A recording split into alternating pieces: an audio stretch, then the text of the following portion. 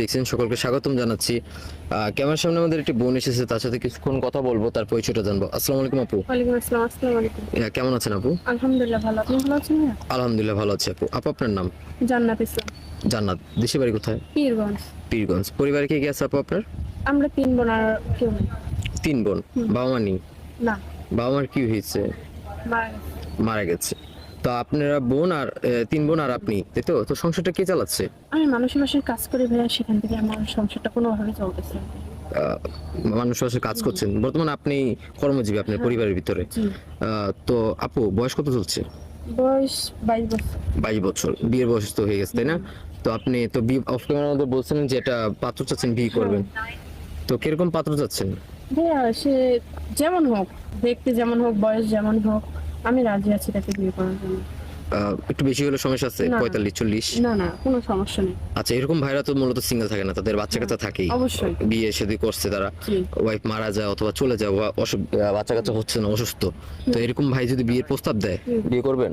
অবশ্যই বিয়ে করবো। কারণ কেন ভাইয়া, একটা কথা বলি, যাদের বউ মারা গেছে না, তারা মানে একটা বউয়ের মর্যাদা বোঝে, তাকে ভালোবাসে বেশি দ্বিতীয় বউকে। আহ, তার বাচ্চা কাচ্চা থাকলে অ্যাকসেপ্ট করবেন? অবশ্যই করবো। সবাই তো ভাবি আমরা যে সৎ মারা কখনো আপন হয় না, হ্যাঁ। বাচ্চাদের উপর অত্যাচার করে। জি ভাইয়া, কিন্তু আমি আমার যতটুকু সামর্থ্য আমি ততটুকু দিয়ে ওদেরকে ভালো রাখার চেষ্টা করবো। আচ্ছা, কখনো তার আপন মারার কমতি হতে দিবেন না? না। আচ্ছা আপু, তো আপনার সাথে যোগাযোগ করবে কিভাবে, বিয়ের প্রস্তাবটা কিভাবে দিবে? আপনাদের মাধ্যমে ভাইয়া, আমার তো কোনো পার্সোনাল ফোন নাই। সুপ্রিয় দর্শক, ইতিমধ্যে দেখতে পাচ্ছেন স্ক্রিনে একটি নাম্বার, এই নাম্বার ইমো হোয়াটসঅ্যাপ খোলা আছে। আপন নাম হচ্ছে জান্নাত, বয়স 22 বছর। বিয়ের জন্য এসেছে। কেউ যদি ওনাকে বিয়ে করতে চান বিনা যৌতুকে, অবশ্যই আমাদের সাথে যোগাযোগ করবেন। উনি বেশ কিছুদিন আমাদের অফিসে থাকবে। উনি যৌতুক দিতে পারবে না, ওনার বাবা মাও নেই যে ওনাকে দেখে শুনে গ্রামের ভিতরে একটা বিয়ে দিতে পারবে। তাই আমাদের কাছে এসেছে।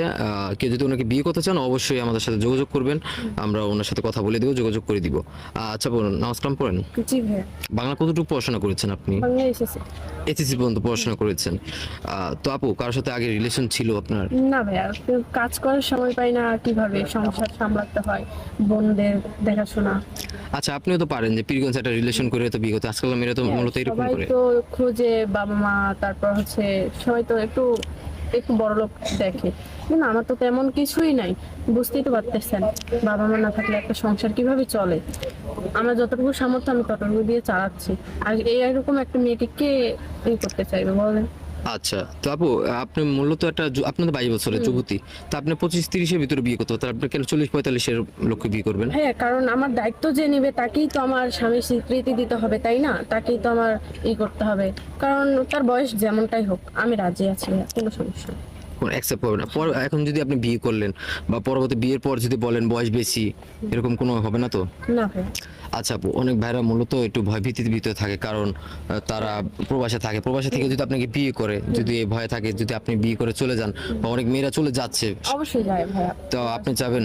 না ভাই, এতদিন যেহেতু অপেক্ষা করতে পারছি, তাহলে অবশ্যই আমিও ভালো কিছু করব, ভালো কিছু পাবো, তার সমস্যা নেই, আমি অপেক্ষা করবো। আচ্ছা, যদি বিয়ের পর যদি স্বামী আপনাকে আপনার বাসায় যদি রাখতে চায়, বলে 2 বছর 3 বছর পর দেশে আসবে, একবারে তুলবে বাড়িতে, থাকতে পারবেন? অবশ্যই পারবো, এতদিন আছে আর এই 2-3 বছর থাকতে পারবো না? ভিডিও কলের মাধ্যমে যদি বিয়ে করে ভরণ পোষণ দিয়ে থাকতে পারবেন তো? অবশ্যই পারবো। আচ্ছা, সুপ্রিয় দর্শক, আবারও বলছি, আপনার নাম হচ্ছে জান্নাত, বয়স 22 বছর। কেউ যদি ওনাকে পছন্দ করে থাকেন অবশ্যই ডিসপ্লেতে দেওয়া নাম্বারে আমাদের সাথে যোগাযোগ করবেন। ওনার একটা ছবি স্ক্রিনশট মেরে পাঠিয়ে দিবেন, আমরা ওনার সাথে যোগাযোগ করে দেবো, কথা বলে দেবো। খুব ভদ্র মেয়ে, নামাজ কালাম পড়ে। কেউ যদি ওনাকে পছন্দ করে থাকেন অবশ্যই আমাদের সাথে যোগাযোগ করবেন।